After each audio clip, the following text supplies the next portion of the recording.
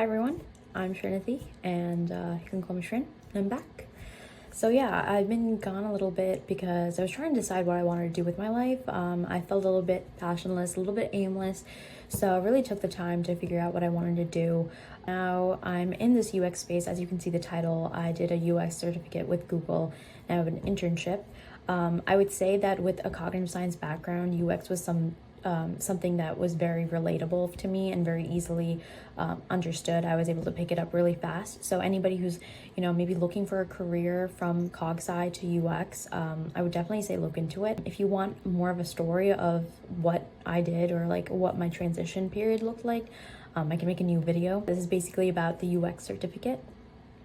So I started off the certificate around June. I signed up for it, but I really didn't do anything. I was just kind of in the waters, dipping my feet a little bit. I think this is really good for people who are still trying to figure out if that's what they want to do, because with Google, it's on Coursera and you only have to pay like $40 a month. I know it's kind of still a little bit expensive, but compared to those boot camps, it's about like $10,000, I think, some of them. So this is definitely a cheaper option in order to, get the most bang for your buck, because you'll understand what the career is about and also get some feedback on like what you can do to improve and if you really like this career or not. So I definitely encourage somebody who wants to go into it, really try it out first through the certificate program. So here's the page listing the courses, grades, some FAQ.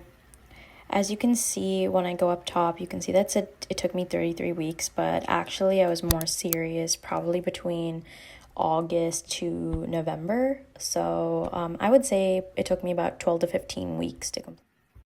Okay, so now let's talk about the journey after that. So after I finished November 10th, as you can see, I got my certificate, and I also was working on my portfolio because they give you like little projects to work on. But I really wanted to do it strategically. There was one kind of like fun project that I did, but then two of them, one I did with my school workers, I just try to see if I could get somebody from like the computer programming club or somebody to work with me, just to like kind of have that relationship between a UX designer and a developer or something like that, just a little bit, so that I have some experience to talk about.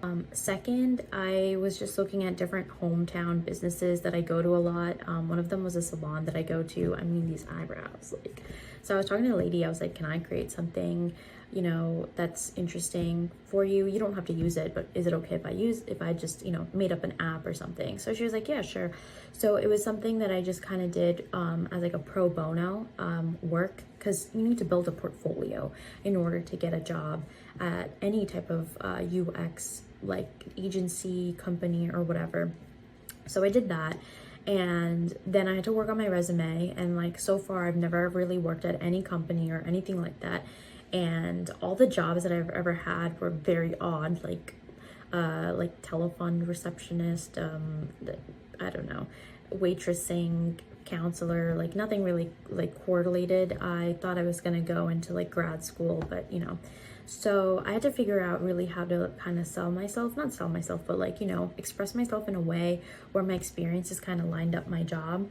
And I was just like trying to seek help, and I was like looking at like Rutgers's like career center, and there was this place where you can like I think many colleges offer it. It's like Resume Worded or something. I can maybe put in a link, but it depends on your own school. Look at the career center, and they like rate your resume, and mine was like 33, like, or 34 or something. It was really bad. I was failing, man. My resume was shit.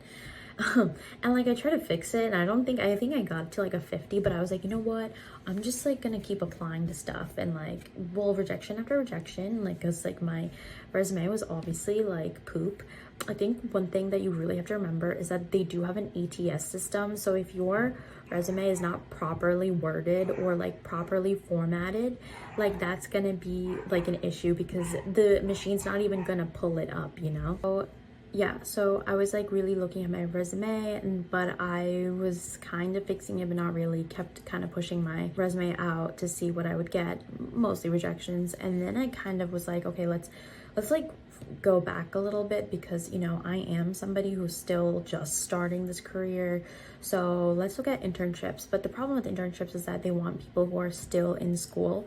So I'm like, not all of them kind of cater to me. Some do look for recent graduates, but they want some type of experience. And but 0 to 1, so I was like, maybe I can get in. And then I was like, let's look at unpaid internships, because you know they're more flexible, you have more kind of leeway with like your time as well. So I was like, I'm still learning, and I think opportunity is greater than money right now for me in my career. So I kind of like started applying to those. And on LinkedIn, you have like the easy apply. So I was applying to so many. And a lot of people say like, well, like don't do that because your resume might not even go in. I mean, I don't know. Sometimes it does, sometimes it doesn't. Like, but it's so easy, so why not, right? So I kept doing it, and I actually found somebody like starting a startup, and she was trying to create like a really cool company and wanted like an intern with exactly like I had whatever she was looking for, somebody with not too much experience but also just knows what they're doing. And so I'm currently working there, and it was like, so I finished the certificate November 10th, literally got this in maybe 2 or 3 weeks. And so now I'm working there, and like right now I'm just building up my experience, right? Like, you know, I could have said, no, I don't want to do this because I want to be paid, I don't want to put in work, but like I still haven't found something because I was still working. And here's the thing, even with people with experience, like it takes them about like a month or 2 months to really figure out and get and land a job. So it's like until you have that full cover letter, sorry, not cover letter, offer letter, you're not done looking at your search. And with like the holidays in between, there's definitely like a very slow movement in job offers and also job openings. So it was just something that I was able to work on, and I'm continuing to work on. But since I've added that into my resume now, I'm getting more hits for regular jobs and openings with paid positions. And so I'm attending these interviews and seeing how it goes. I mean, it's just nice to know that I'm actually getting hits and that people are interested in obviously paying me. Like, you know, sometimes I might not be the right fit for them, and it doesn't go through, but it keeps me moving, you know, like that I can at some point that, you know, this will end to a payoff. So I think that somebody who's trying to make this career change, or if you're in school, really look at these unpaid internships. A lot of people do give you this misinformation that, you know, everything that you do and the work that you do, you should be paid for. Well, sometimes yes, but like the world doesn't work that way. And if you look at like Gary Vee, Tony Robbins, Jay Shetty, like a lot of those people, they offer their services for free in the beginning so that they build a trust with their community, they build a trust with their customers, so that at the end they know that they're giving something valuable. So really take the time and invest it for yourself. I know it's not always easy to not be paid and put in work, maybe here and there, especially if you're in school and you can do it during the summer or breaks or something. Just really build on your experience. That's, I think, what I've learned, and I'm still learning, so like hopefully to take you on that journey.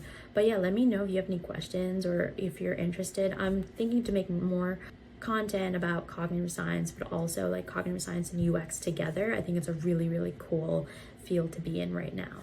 So yeah, thank you, hope you have a great day.